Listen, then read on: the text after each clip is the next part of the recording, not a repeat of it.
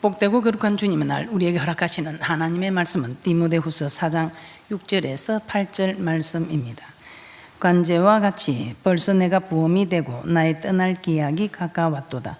내가 선한 싸움을 싸우고 나의 달려갈 길을 마치고 믿음을 지켰으니 이제 후로는 나를 위하여 의의 면류관이 예비되었으므로 주 곧 의로우신 재판장이 그날에 내게 주실 것이니 내게만 아니라 주의 나타나심을 사모하는 모든 자에게니라. 오늘 말씀의 제목은 후회 없는 삶입니다. 후회 없는 삶. 여러분 어떻습니까? 후회하는 일 많지요. 그런데 살아오면서 우리가 믿음에 있어서 후회하는 일들, 후회만 하고 계실 겁니까? 후회만 하고 있는 사람 참 어리석습니다. 그러나 잠깐 하루 정도는 후회하셔도 괜찮겠습니다. 저는 어릴 때에 늘 후회하는 삶을 살았습니다. 하루 일과 중에 저녁이 되면 어떻게 그렇게 후회할 것이 많은지. 그래서 제 친구들은 오늘은 또 네 고민이 뭐고 한번 내봐라. 맨날 후회하는 저를 보고 오늘은 네 고민이 또 무엇이냐, 우리가 함께 고민해 줄게. 웃으면서 그렇게 말했습니다. 저녁 잠자리 들 때 또 낮에 내가 어떤 일이 생각날 때 내가 왜 그렇게 말 한마디를 박하게 했을까? 왜 내가 좀 더 반갑게 맞아주지 않았을까? 그때 내가 조금만 더 신경 썼으면 저 사람이 마음이 더 좋았을 텐데.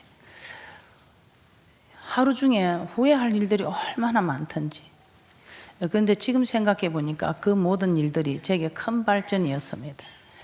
제가 그렇게 후회하고 그러지 않았다면 지금도 저는 하나님이 자꾸 저를 높여주시고 하나님께서 제게 강하게 하시고 부족함이 없게 하시니 제가 아마 마음대로 할 수 있는 이런 사람이 되어 있을 것입니다. 그런데 저는 하나님께서 높여주시면 높여주실수록 낮아져야 한다는 마음이 있습니다. 우리 하나님께서 나를 강하게 하시면 강하게 한 만큼 더 약한 모습으로 나와야 된다. 이런 게 조금 조절이 될 수 있게끔 제 생각입니다. 여러분이 보실 때는 어떨지 모르지만 제 생각에 이렇게 조절이 될 수 있게끔 된 것이 어려서부터 저는 후회하는 일이 참 많았습니다. 하루에 반성하는 시간이 참 많았습니다. 자, 여러분들이 오늘 후회하는 삶이 있다 해도 절대 좌절하거나 낙심하지 마시고 이경 목사 어려서 후회하는 일이 저렇게 많아서 그래서 더 이렇게 남을 배려할 줄 알고 또 하나님 편에서 생각할 줄 알고 항상 부모 편에서 강한 자 편에서 약자 편에서 생각할 수 있는 그런 모습이 있구나.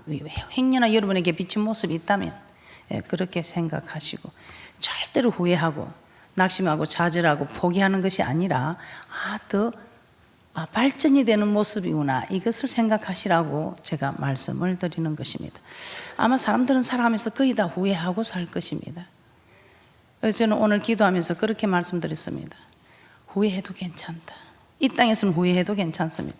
근데 주님 앞에 서서 그때 후회하면 이미 그때는 때가 지났다는 것입니다.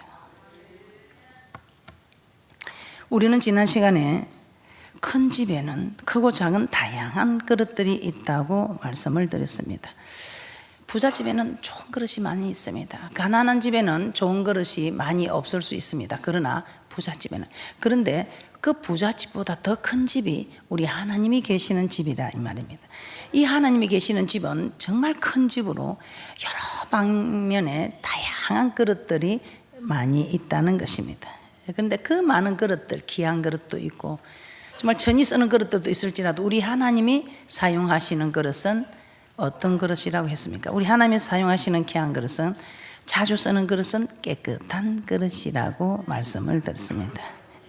이 깨끗한 사람이 어떤 사람이냐? 말씀에 순종하는 사람. 그래서 깨끗한 사람을 통해서 일한다는 것을 여러분들이 아셨으니 이제부터는 귀하게 쓰임을 받을 수 있는 귀한 그릇이 되기 위하여 깨끗한 그릇이 되시기를 주님의 이름으로 부탁을 드립니다. 이 깨끗한 그릇은 또 자주 사용되어지지요. 밥을 담아 먹는 밥그릇은 깨끗이 있으면 물도 담아 먹고 국도 담아 먹고 뭘 막 다 담아 먹습니다. 그래서 여러분들이 하나님의 일을 하는데 나는 교회 오니까 너무 힘들어, 이것도 시키고 저것도 시키고 여러분들 힘들어하지 마시고 여러분들을 하나님께서 귀하게 자주 사용해 주시는, 깨끗하니까, 그래도 하나님이 쓸만하니까 하나님이 기 쓰고 싶어서 여러분에게 이것저것 많이 여러분에게 맡긴다는 것을 아시고 힘들어하지 마시고, 한 겹줄보다는 3겹줄이 낫고 3겹줄보다는 7겹줄이 낫다는 거 여러분들이 너무 잘 알고 계실 것입니다. 그래서 저는 개인적으로 지난 설교가 제게는 참 큰 힘이 되었습니다. 이번에 이제 마치고 나면 난 좀 이제는 좀 그만 좀 그런 생각이 들지요. 감히 하나님 앞에 그런 말을 하기가 두렵지만, 그런데 하나님 이거 맡기고 나면 또 내게 또 더 다른 일을, 큰 일을 맡기고, 이것이 정말 감사할 일인 줄 알지만 저도 이게 잘 제가 이게 몸에 배어들지가 않았습니다. 그런데 말씀을 통해서 그렇구나, 하나님께서 나를 사용하고 계시는구나, 하나님께서 나를 쓰기가 좋으신가 보다, 나를 자주 사용하시는구나. 저도 그렇습니다. 여러분들이 잘하면 이것도 좀 해주라고, 잘하는 사람에게 자꾸 부탁을 하게 되고, 여러분들이 쓰임을 받는 사람에게 자꾸만 부탁을 하게 된다는 것입니다. 그래서 여러분들은 언제든지 깨끗한 그릇으로 준비하셔서 귀하게 사용되어지는, 자주 사용되어지는 그런 큰 대접받는 그릇들이 되시기를 주님의 이름으로 축복합니다. 자, 오늘은 죽음을 앞둔 앞에 자신의 삶을 돌아볼 때 어떤 사람들은 후회 없는 삶을 살았다고 고백하는 사람도 있을 것이지만, 어떤 사람들은 다시 태어난다면 절대로 이렇게 살지는 않을 텐데 하고 후회하는 사람들도 있을 것입니다. 자, 그렇다면 우리가 어떤 삶을 살면 한 번뿐인 삶을 후회 없이 살 수 있을까? 오늘 말씀을 통해서 우리는 어떤 삶이 후회 없는 삶인지 살펴보도록 하겠습니다.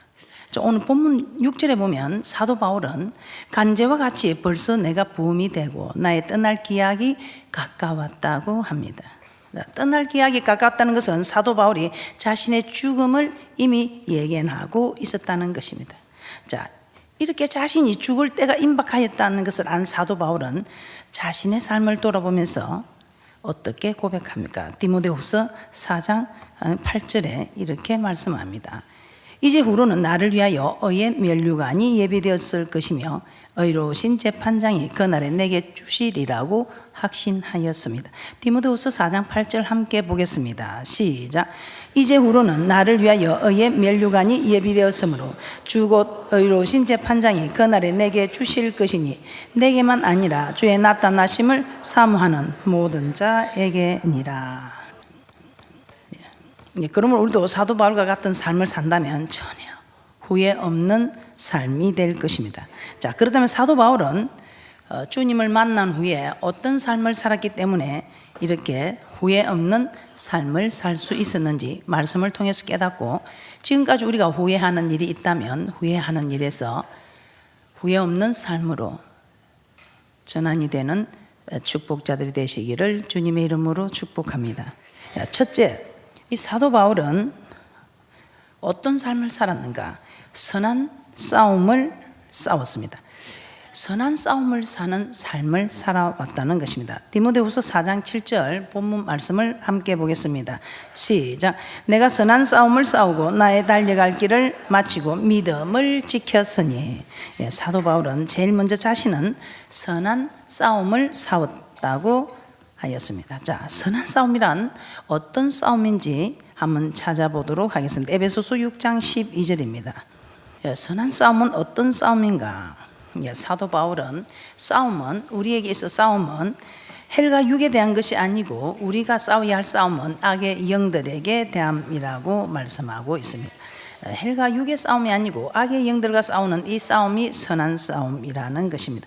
에베소서 6장 12절입니다. 함께 보겠습니다. 시작. 우리의 씨름은 헬과 육에 대한 것이 아니요 정사와 권세와 이 어둠의 세상 주관자들과 하늘에 있는 악의 영들에게 대함이라. 자, 우리의 신앙은 사람들과의 싸움이 아니라는 것입니다. 정사와 권세와 이 어둠의 세상 주관자들과 하늘에 있는 악의 영들 곧 마귀들과의 싸움이라는 것입니다. 마귀들과의 싸움입니다. 자, 왜 우리는 마귀와 싸워야 합니까? 자, 우리는 너무 잘 알고 있죠. 마귀는 우리를 병들게 하고 저주를 주고 하는 존재가 아니라 이 마귀는 계시록 20장 3절에 보면 만국을 미혹하는 자라고 기록이 되어 있습니다. 계시록 12장 9절에서는 온 천하를 깨는 자, 그래서 미혹시키는 자, 온 천하를 깨는 자, 이렇게 마귀는 하는 일이 기록이 되어 있습니다. 자, 이 말은 하나님의 말씀을 미혹하는 존재라는 것입니다. 자, 그래서 시편 95편에서는 이스라엘 백성들이 광야 생활을 하면서 그들이 마음이 미혹되어 하나님의 도를 알지 못하였으므로 그들이 안식에 들어오지 못하리라고 하는 하나님의 말씀이 기록되어 있습니다. 시편 95편 10절에서 11절 말씀을 한번 찾아보겠습니다. 마귀는 하나님의 말씀을 미혹합니다. 이 말씀이 미혹이 되면 하나님의 도를 알지 못하게 되고 안식에 들어오지 못하리라고 하나님께서 맹세를 하셨다고 합니다. 시편 95편 10절에서 11절입니다. 시작. 내가 40년을 그 세대로 인하여 근심하여 이르기를 저희는 마음이 미혹된 백성이라 내 도를 알지 못한다 하였도다. 그러므로 내가 노하여 맹세하기를 저희는 내 안식에 들어오지 못하리라 하였도다. 예. 그래서 말씀이 미혹이 되면 저 안식에 들어오지 못하리라. 내 안식에 들어오지 못하리라. 이렇게 하나님이 노하시면서 맹세하셨다고 합니다. 그래서 유다서 1장 3절에서는 이렇게 말씀하고 있습니다. 힘써 싸워야 한다. 미혹되지 않도록 우리는 미혹되지 않도록, 그래서 우리는 이 하나님의 도가 미혹되지 않도록 힘써 싸워야 한다 이 말입니다. 그래서 유다서 1장 3절에서는 이렇게 말씀하고 있습니다. 우리가 싸워야 할 것은 우리가 구원을 특별하게 얻은 사람이 없이 일반으로 구원을 얻은 사람들은 우리는 반드시 싸워야 할 일이 있다는 것입니다. 무엇을 싸우라고 합니까? 이 도, 하나님의 도, 이 믿음의 도, 일반으로 구원 얻은 우리에게 주신 이 믿음의 도를 위하여 힘써 싸워야 한다는 것입니다. 왜냐하면 하나님의 말씀에 미혹을 당하면 우리는 순종할 수가 없고 불순종할 수밖에 없고 결국은 우리는 불순종함으로 버림을 당함으로 우리는 정말 버림을 당하지 않도록 힘써 싸워야 한다는 것입니다. 유다서 1장 3절입니다. 시작. 사랑하는 자들아 내가 우리의 일반으로 얻은 구원을 들어 너에게 편지하려던 뜻이 간절하던 차에 성도에게 단번에 주신 믿음의 도를 위하여 힘써 싸우라는 편지로 너희를 권하여야 할 필요를 느꼈노니. 예, 믿음의 도를 미혹당하면 하나님의 말씀에 불순종하게 되고 하나님의 말씀에 불순종하면 버림을 받게 되므로 즉 영원한 안식에 들어가지 못하기 때문입니다. 그러므로 우리는 마귀들과 싸워야 하며 하나님의 말씀에 미혹당하지 않도록 우리는 힘써 싸워야 할 것을 우리 하나님께서는 우리에게 권하여야 할 필요를 느꼈다고 말씀을 통해서 우리에게 깨닫게 하고 있습니다. 자, 그러면 어떻게 마귀와 싸워야 하는가? 이 마귀는 눈에 보이는 존재가 아니지요. 손에 잡히는 육의 존재가 아니라 영적인 존재입니다. 그래서 우리는 마귀와 싸우려면 우리가 눈에 보이는 사람과 싸우듯이 싸우는 것이 아니라는 것입니다.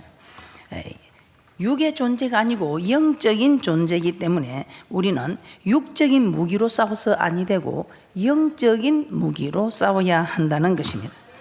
자, 그럼 우리에게 영적인 무기가 무엇인가? 영적인 무기는 말씀과 기도라는 것입니다. 그럼 과연 말씀과 기도로 싸워서 이기게 되는지 한번 말씀을 통해서 찾아보겠습니다. 마귀는 육적인 존재가 아니고 영적인 존재이기 때문에 우리는 육적인 무기로 싸울 수가 없고 영적인 무기로 싸워야 한다는 것입니다. 자, 이 영적인 무기가 바로 하나님의 말씀과 기도라는 무기입니다. 자, 예수님은 광야에서 마귀의 시험을 받으실 때에 기록된 하나님의 말씀으로 대적하였습니다. 그래야 했더니 마귀가 물러갔습니다. 말씀으로 대적하니 마귀가 물러갔습니다. 말씀의 무기를 사용한 것입니다. 또 마귀가 베드로를 통해 십자가를 지지 못하도록 미혹하였을 때도 하나님의 말씀으로 책망하며 사단아 물러가라, 너는 나를 넘어지게 하는 자로다 하며 책망하며 마귀를 물리치십니다. 그래서 영적인 무기가, 말씀이 영적인 무기가 확실합니다. 자, 이처럼 마귀는 하나님의 말씀 앞에서는, 말씀의 무기 앞에서는 꼼짝도 못한다는 것입니다. 그래서 우리는 하나님의 말씀을 바르게 정확하게 알아야 한다는 것입니다. 그래서 이 말씀이 하나님이십니다. 힘세서 여호와를 알라. 아는 것이 힘이다. 우리가 말씀을 아는 것이 힘이라는 것입니다. 이 말씀의 무기로 우리는 마귀를, 영적인 존재를 우리는 영적인 무기로 싸워서 이길 수 있다는 것입니다. 그러므로 하나님의 말씀을 성령의 검이라고 하기도 합니다. 하나님의 말씀을 정확하게 알고 마귀의 미혹이 올 때 말씀으로 대적하면 우리는 반드시 승리하게 된다는 것입니다. 앞으로 마귀와 싸울 때에 육적인 무기로 싸우는 것이 아니라 영적인 무기, 즉 하나님의 말씀으로 싸우면 승리한다는 것을 아시고 말씀으로 대적하여 승리하시기를 주님의 이름으로 부탁을 드립니다. 자, 이 말씀의 무기로 우리는 마귀를 무너뜨릴 수 있습니다. 말씀으로 우리는 말씀의 무기로 마귀를 대적할 수 있습니다. 자, 그리고 이제 기도의 무기로 마귀와 싸우는 말씀을 한번 찾아보겠습니다. 자, 기도로 마귀와 싸워야 합니다. 자, 여러분에게 없는 무기를 가지고 싸우라고 하면 여러분이 힘이 들겠지만 여러분이 얼마든지 가질 수 있는 영적인 무기, 말씀과 기도의 무기로 싸우라고 하는데 여러분이 싸우려는 마음을 가지지 않아서 그렇지 누구에게든지 하나님이 사모하면 줄 수 있는 이 말씀과 이 기도의 무기, 여러분들이 오늘 잘 들으시고 정말 여러분들이 이 영적인 무기를 잘 사용한다면 어떤 일에서든지 승리하는 복된 삶들이 되는, 후회 없는 삶을 살아가는 복된 분들이 되는 축복이 있을 줄 믿습니다. 자, 기도로 마귀와 싸우는 장면을 한번 살펴보겠습니다. 이스라엘 백성이 광야를 지나다가 르비딤에 이르러 아말렉과 싸우게 됩니다. 자, 이때 요수아와 백성들은 아말렉과 싸우고 모세는 산에 올라가 손을 들었습니다. 자, 모세가 손을 들면 이스라엘이 이기고 손을 내리면 아말렉이 이겼다고 출애굽기 17장 11절에 말씀하고 있습니다.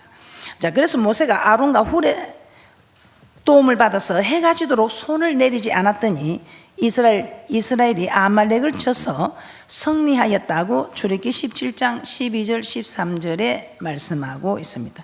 자, 여기서 아말렉은 마귀를 상징합니다. 자, 그리고 모세가 손을 들었다는 것은 강한 기도를 하였다는 것입니다. 자, 모세가 기도할 때 하나님께서는 마귀를 물리쳐서 이스라엘이 승리하게 하셨다는 것입니다. 이 기도의 무기가 마귀를 이길 수 있게 한 것입니다. 자, 그러므로 우리가 기도하면 하나님께서 마귀와 싸워주시고 하나님께서 싸우시면 어떤 강한 마귀가 대적해 온다 하더라도 승리하게 된다는 것입니다. 모든 것이 하나님께 우리에게 주신 것입니다. 말씀도 내 말씀이 아니고 하나님의 말씀 무기를 사용하면 어떤 마귀도 이길 수 없습니다. 기도도 우리가 기도하면 이 영적인 무기는 기도입니다. 우리가 기도하면 하나님께서 우리가 기도할 때 하나님께서 대신 싸워주신다는 것입니다. 그렇기 때문에 여러분에게 있는 영적인 무기를 사용하셔서 마귀와 싸워 승리하는 분들이 되시기를 주님의 이름으로 부탁을 드립니다. 자, 모세가 아말렉과의 싸움에서 승리한 후에 단을 쌓고 뭐라고 하고 있습니까? 출애굽기 17장 15절에서 16절 말씀 한번 찾아보겠습니다. 아말렉과의 싸움에서 승리한 후에 단을 쌓고 그 이름을 여호와 니시라고 하고 뭐라고 말씀하고 있습니까? 여호와께서 맹세하시기를 여호와가 아말렉으로 더불어 대대로 싸우시리라고 하였습니다. 내가 기도하는데 싸워주기는 하나님께서 싸워주시겠다는 것입니다. 그것도 싸워주겠다고 맹세하고 있습니다. 출애굽기 17장 15절 16절 함께 보겠습니다. 시작.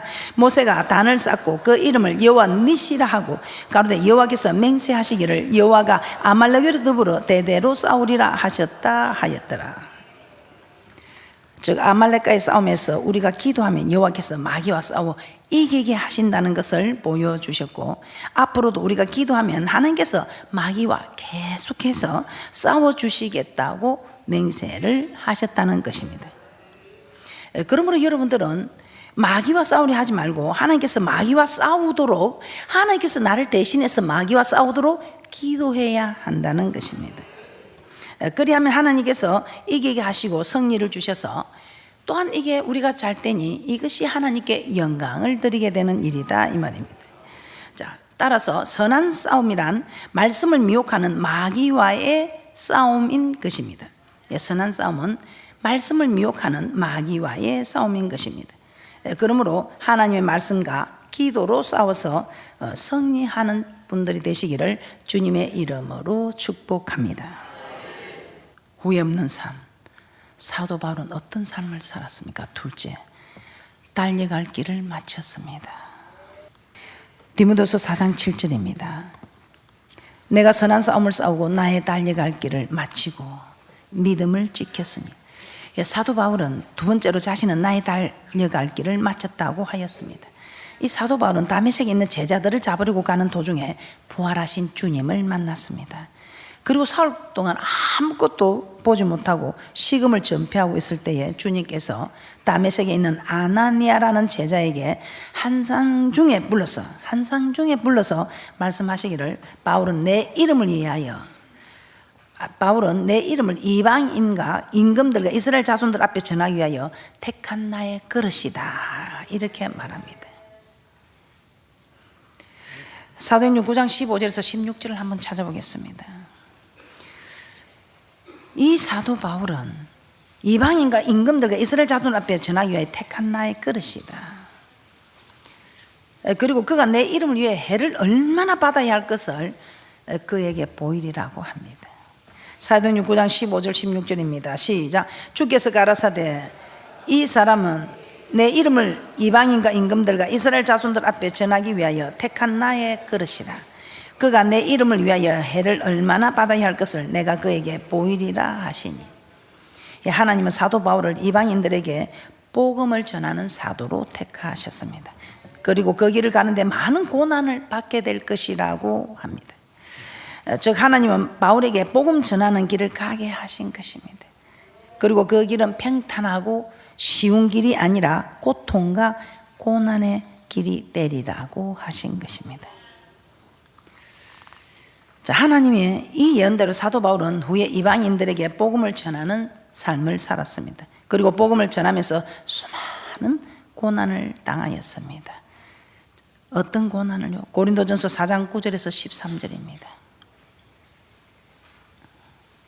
사도 바울은 고린도 성도들에게 편지하기를 하나님이 사도인 우리를 죽이기로 작정한 자같이 미말해 두셨다고 하셨습니다. 고린도전서 4장 9절에서 13절입니다. 그리고 줄이고 목마르며 헐벗고 매맞으며 휴욕을 당하고 비방을 당하며 지금까지 세상에 더러운 것과 만물의 찢기같이 되었다고 합니다. 고린도전서 4장 9절에서 13절입니다. 시작. 내가 생각건대 하나님이 사도인 우리를 죽이기로 작정한 자같이 미말해 두셨으며 우리는 세계 곧 천사와 사람에게 구경거리가 되었노라. 우리는 그리스도의 영고로 미련하되 너희는 그리스도 안에서 지혜롭고 우리는 약하되 너희는 강하고 너희는 존귀하되 우리는 비천하여 바로 이 시간까지 우리가 줄이고 목마르며 헐벗고 매맞으며 정처가 없고 또 수고하여 친히 손으로 일을 하며 후욕을 당한 적 축복하고 핍박을 당한 적 참고 비방을 당한 적 근면하니 우리가 지금까지 세상에 더러운 것과 만물의 찢기같이 되었도다. 그리고 사도 바울은 육신도 건강하지 못했습니다. 이 바울은 하나님께서 자신의 육체에 가시고 사단의 사자를 주셨다고 고린도후서 12장 7절에 말씀하고 있습니다. 자, 얼마나 그 고통이 심하였으며 이 병을 고쳐달라고 하나님께 3번이나 간구하였다고 합니다. 그러나 하나님은 그 병을 고쳐주지 않으셨습니다. 사도 바울은 이 외부의 고통뿐만 아니라 정말 육신의 병으로도 고통을 받으며 환경적인 이런 고통뿐만 아니라 육신의 고통까지 받으며 복음을 전한 것입니다. 지금 우리가 전도하고 고통을 받는데도 이 사도 바울만큼 고통받는 사람은 아마 없을 것입니다. 하나님께서 사도 바울에게 가라고 하신 그 길은 형통하고 축복의 길이 아닙니다. 이 외부의 환경에서 오는 고통과 자신의 육신의 고통을 받으며 가는 이 고난의 길, 그럼에도 불구하고 사도 바울은 그 길을 포기하지 않고 달려갑니다. 사도행전 20장 24절입니다. 포기하지 않고 달려가는 것 뿐입니까? 자기 생명을 조금 더 귀한 것으로 여기지 않는다고 말씀하고 있습니다. 사도행전 20장 24절입니다. 시작. 나의 달려갈 길과 주 예수께 받은 사명 곧 하나님의 은혜의 복음 전가하는 일을 마치려 하면은 나의 생명을 조금도 귀한 것으로 여기지 아니하노라. 사도 바울이 달려가는 길은 복음 전가하는 일이었습니다. 그리고 그 일은 주께서 자기에게 주신 사명이라고 하였습니다. 이 복음 전하는 길을 사도 바울이 택한 것이 아니라 하나님께서 선택하신 길입니다.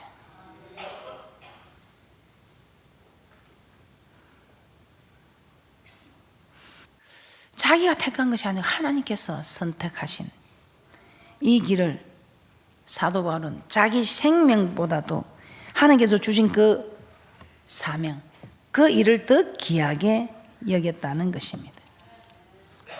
심지어 주 예수 이름을 위하여 결박받을 뿐만 아니라 예루살렘에서 죽을 것도 각오하였다고 하였습니다. 즉 생명을 바쳐서라도 하나님께서 자신에게 가라고 하신 그 길을 가겠다는 것입니다. 자, 하나님은 우리에게도 사도 바울에게만 이런 길을 가라고 말씀하신 것이 아니고 우리에게도 이렇게 가라고 하신 길이 있습니다. 그 길은 내가 선택한 것이 아니고 하나님께서 선택하신 길입니다.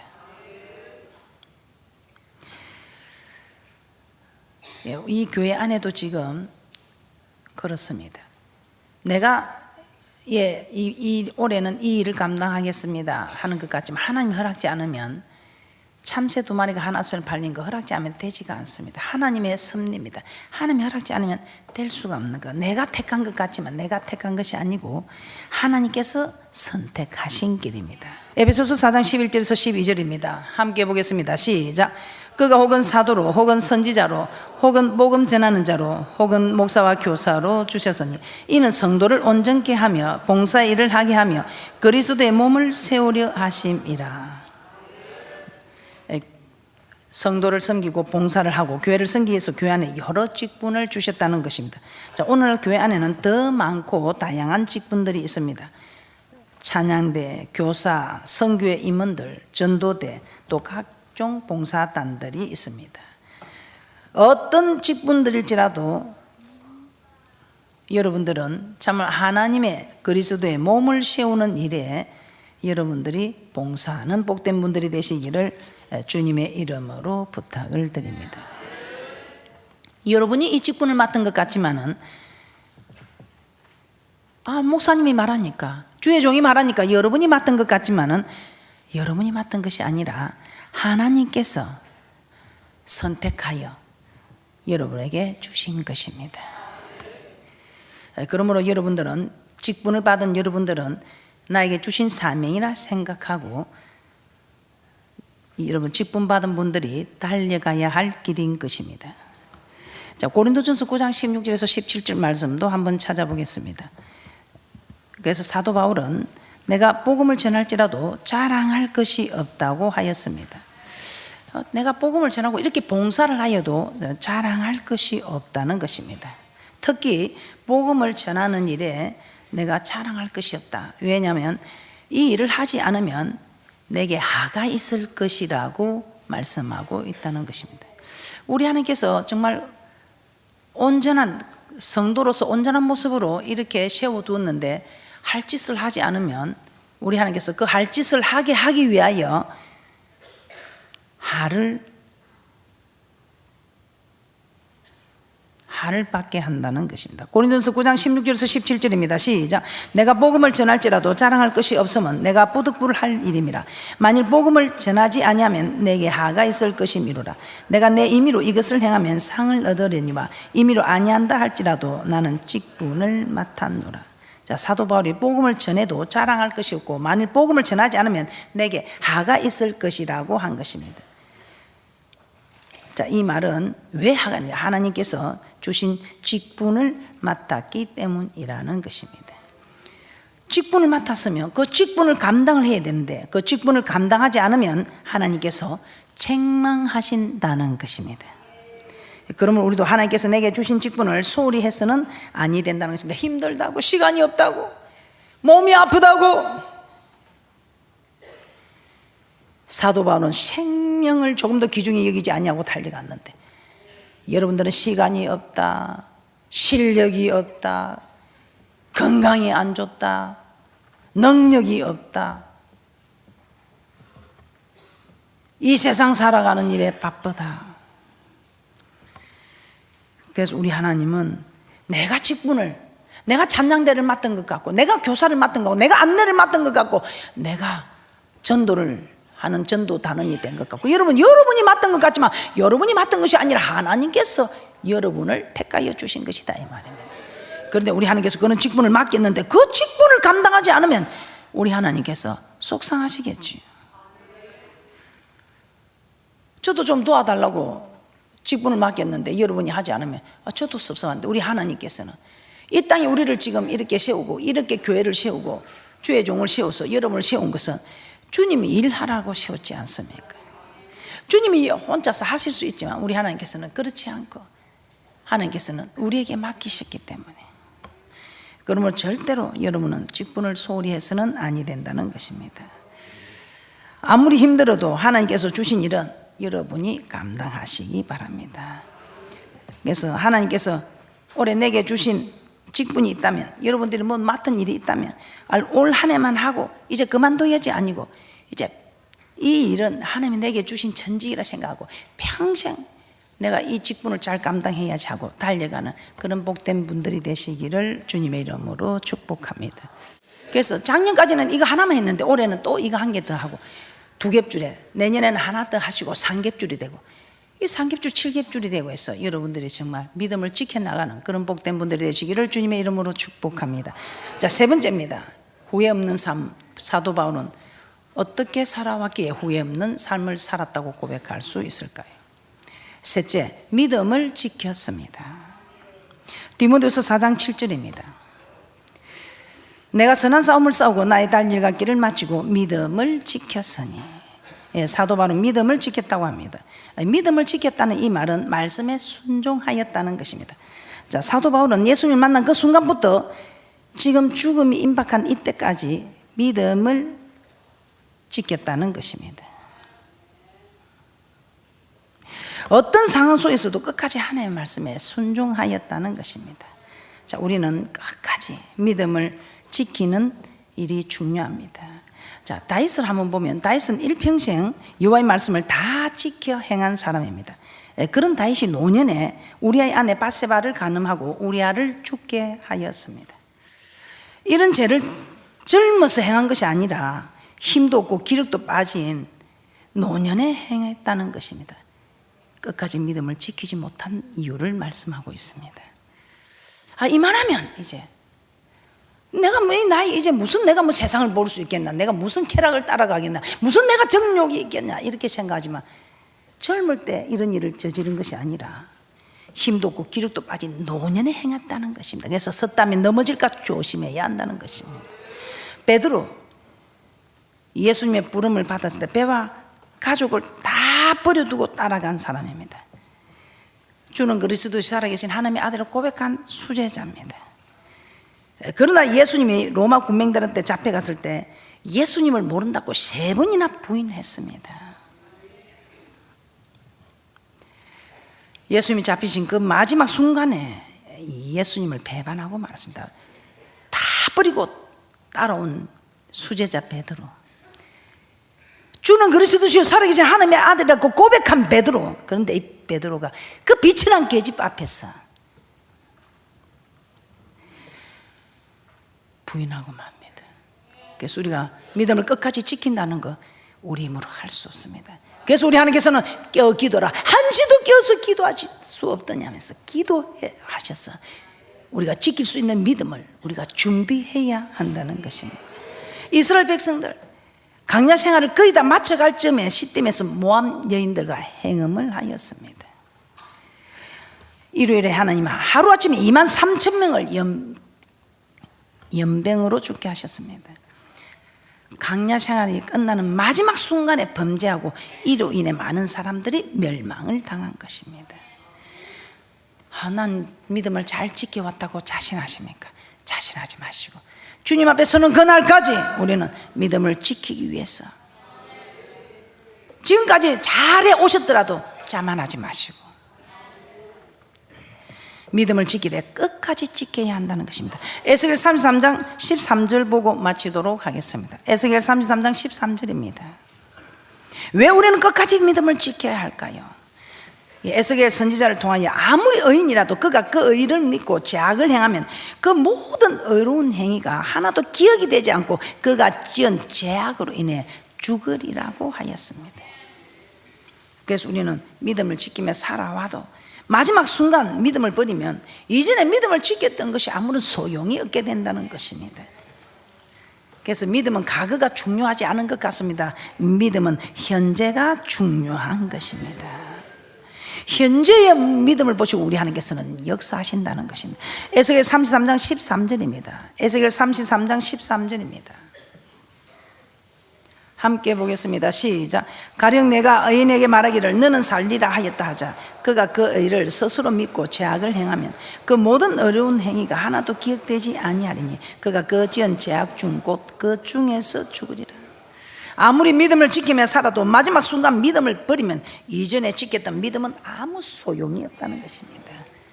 그래서 과거에 내가 믿음이 우리 교회에서 넘버원, 내가 우리 교회에서 믿음이 제일 좋았다 말할 수가 없다는 것입니다. 과거보다도 지금 현재가 중요하다는 것입니다. 사도 바울 예수 그리스도를 만나고 난 뒤 명예도 건강도 지식도 다 잃어버렸지만 믿음만큼은 끝까지 지켰던 것입니다. 우리도 모든 것 다 잃어도 믿음만큼은 잃지 않고 이 믿음을 지켜나가기를 주님의 이름으로 부탁을 드립니다. 결론입니다. 사도 바울은 자신의 삶을 돌아보면서 나는 선한 싸움을 싸웠다고 하였습니다. 나의 달려갈 길을 마쳤다고 하였습니다. 그리고 믿음을 지켰다고 하였습니다. 그리하였을 때 이제후로는 나를 위하여 의의 면류관이 예비되었으리라 확신하며 예수 믿고 난 후부터 전혀 후회 없는 삶을 살았다는 것입니다. 자, 그러므로 우리도 사도 바울과 같은 삶을 살아서 사도 바울과 같은 의의 면류관을 받는 후회 없는 삶을 살아가는 축복자들이 되시기를 주님의 이름으로 축복합니다.